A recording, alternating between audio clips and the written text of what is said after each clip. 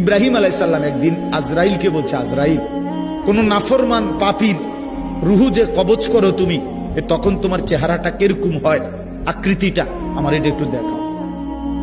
হযরত ইব্রাহিম আলাইহিস সালামকে আজরাইল বলছে, আল্লাহর কসম হে নবী, আপনি সহ্য করতে পারতেন না, আপনি এটা দেখতে চাইেন না।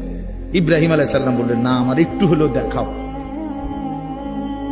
তো আজরাইল এই বিভৎস আকৃতি, মানে নাফরমানের জান কবজ করার সময় উনার যে চেহারার আকৃতি হয়, এই চেহারাটা ধরে ইব্রাহিম আলাইহিস সালামকে দেখাইলেন।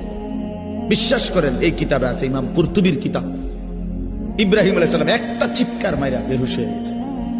হুঁশ আসার পরে ইব্রাহিম আলাইহিস সালাম বললেন, আল্লাহর কসম, আয় আল্লাহ, মালিক আপনার কসম, কবরের আযাব, জাহান্নামের আযাব কোন নাফরমানের জন্য কিছুই লাগবে না, শুধু আজরাইলের এই ভয়ানক দৃশ্য জান কবজের সময় একবার দেখলেই তার সারা জিন্দেগীর নাফরমানির শাস্তির জন্য এটাই যথেষ্ট।